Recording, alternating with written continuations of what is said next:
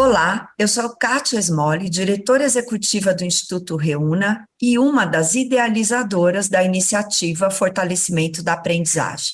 Hoje estou aqui para convidá-los a ouvir mais um quadro do podcast do Instituto Reúna, que trata de recomposição das aprendizagens no novo ensino médio, produção que compõe as trilhas formativas da iniciativa, disponíveis de forma gratuita para qualquer interessado na plataforma de formação de educadores Nosso Ensino Médio. Olá pessoal, tudo bem? Eu sou o Leandro Holanda, sou um dos especialistas que participou da produção aqui da trilha de itinerários de recomposição das aprendizagens do novo ensino médio.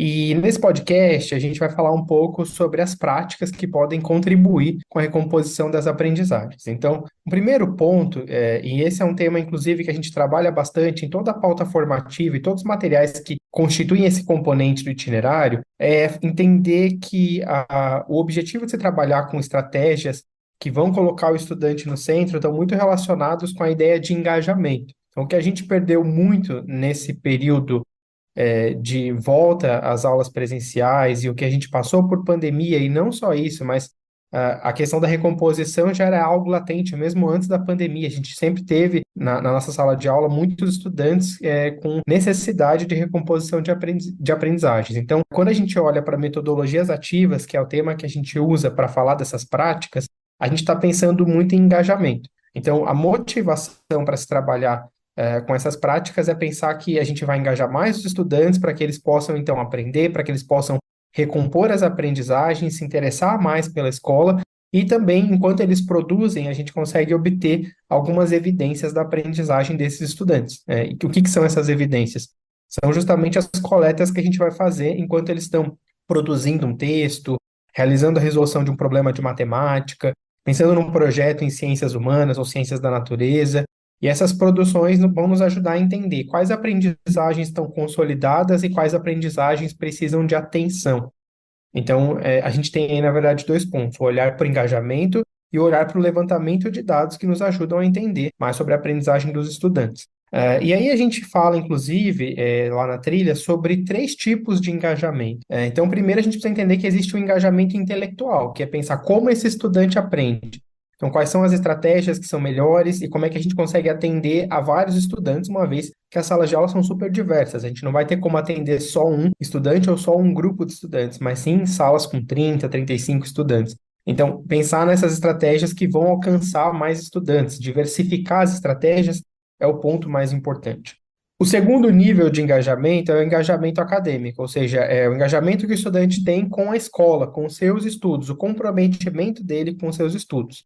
E aí a gente tem muito a questão de postura da escola, de trazer as responsabilidades para esse estudante. O estudante do ensino médio é um estudante que consegue abraçar mais responsabilidades, que tem mais autonomia, mas que precisa de muito apoio, principalmente quando a gente fala de recomposição das aprendizagens. Apoio dos professores para que eles possam mapear quais são essas dificuldades e para pensar nas estratégias que a gente vai poder trazer para ajudar esses estudantes. E, por fim, a gente tem o engajamento socioemocional, que é o pertencimento desse estudante à sala de aula. Então, esse engajamento está relacionado com as práticas que ele vai ter, com a escola se tornando um espaço de comunicação com outras pessoas, um espaço de realização pessoal, para que eles possam pensar nos projetos de vida durante a própria escola. Então, a questão de saúde mental, a questão de relacionamento com seus pares, a questão de conquistas dentro da escola, e lógico que também pensar em projeto de vida no que vai para o além do ensino médio, ou seja, pensar no mundo do trabalho, pensar na sua carreira, se ele quer cursar uma universidade, se ele vai fazer um curso técnico, enfim.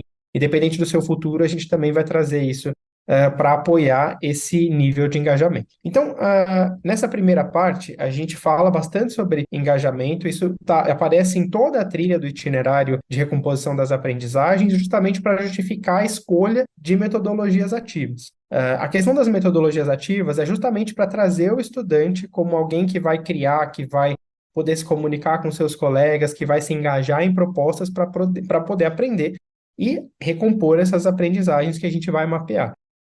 E quando a gente fala de metodologias ativas, a gente tem que tomar cuidado porque a gente tem vários processos que são conhecidos na literatura E aqui a gente está falando sobre estudar, mas também vivenciar estratégias para poder refletir e entender como é que eu levo isso para os meus estudantes. Então, como professores, eu não posso pegar, por exemplo, o conceito de sala de aula invertida e achar que eu vou conseguir aplicar isso na minha aula do jeitinho que está na literatura. Ou ainda mais no contexto da recomposição das aprendizagens, né? Que a gente envolve uma questão de avaliação, diagnóstica importante, de levantar quais são essas aprendizagens que os estudantes estão com dificuldade. E aí, quando eu pego essas metodologias prontas, há uma dificuldade de fazer esse encaixe no contexto da recomposição.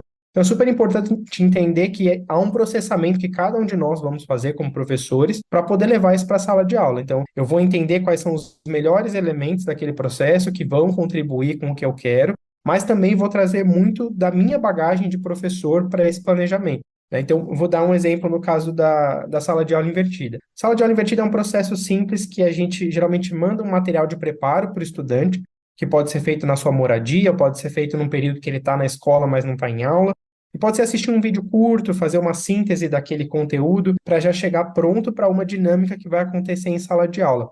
Então, nesse processo, muitas vezes, a gente tem na literatura só a importância muito focada no vídeo, que é enviar um vídeo para o estudante para que ele assista esse vídeo antes da aula. E aí, por exemplo, da minha experiência, eu sei que se eu mandar um vídeo para os meus estudantes, só 5, 6 de uma turma de 40 vão assistir aos vídeos. E aí, quando a gente começa a prática, tendo em mente que ele devia ter passado e aprendido algumas coisas no vídeo, a gente perde já um grupo enorme de estudantes.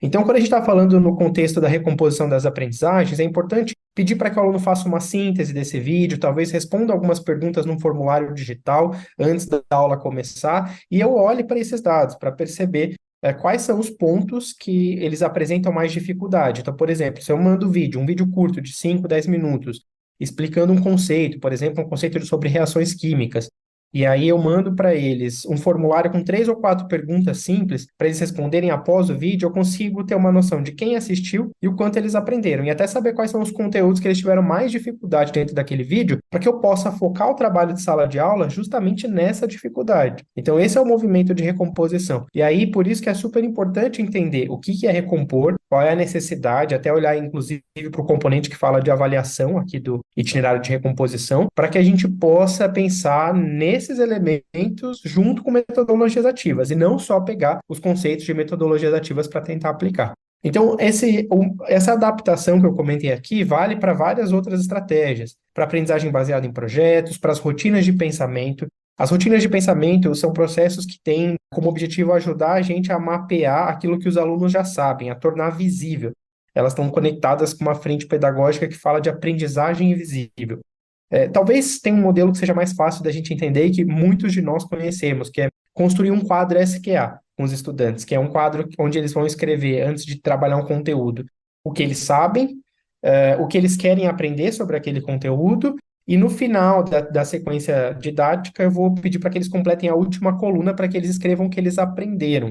Então, quando eles registram isso se torna um elemento de avaliação para mim, educador. Então, eu consigo pedir para ter acesso por foto, ou para que eles me entreguem esses quadros, e a partir dos elementos que eles trazem ali, eu consigo ver o que eles já sabem, o que eles querem aprender e o que eles aprenderam. Então, eu consigo comparar até no final da sequência didática o que eles sabiam, o que eles aprenderam, para entender se realmente as aprendizagens foram desenvolvidas. A trilha que a gente construiu e o componente específico de práticas pedagógicas para recomposição, eles vão te ajudar a vivenciar isso como educadores. Então, se você tiver a oportunidade na sua rede de pegar a pauta formativa e aplicar e viver isso como professor, ou se você estiver trabalhando com outros professores e for aplicar isso, você vai ser o formador, você também vai ter muito a possibilidade de ter essa vivência, porque ali na vivência os professores também vão poder refletir e entender, olha, esses elementos fazem sentido na minha formação, talvez façam sentido também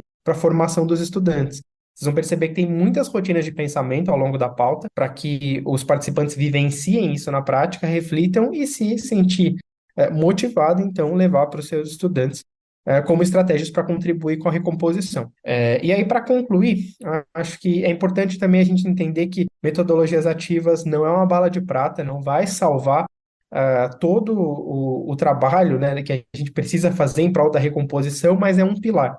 é um pilar que vai contribuir para o engajamento, que vai contribuir para o levantamento de evidências de aprendizagem, mas isso precisa estar alinhado com a questão da avaliação, seja avaliação diagnóstica, seja avaliação continuada, avaliação formativa, e precisa estar em contato também com a questão do projeto de vida dos estudantes, né? Então, trazer momentos formativos onde eles vão poder investigar carreiras, ou vão poder pensar em questões do mundo do trabalho, ou mesmo em questões socioemocionais, que vão contribuir para o engajamento desse estudante dentro do ensino médio. Então, aqui, nesse podcast, eu queria construir essas relações. Eu convido vocês a conhecerem o texto de referência do componente de práticas pedagógicas, aqui dos itinerários formativos de recomposição das aprendizagens, e também a conhecer o webinário. No webinário, eu vou ampliar um pouco mais essas estratégias, falar um pouco mais de cada uma das metodologias que a gente cita no texto, para que isso possa contribuir com o trabalho de planejamento ou de aplicação de professores que estão se inspirando nos conteúdos do nosso ensino médio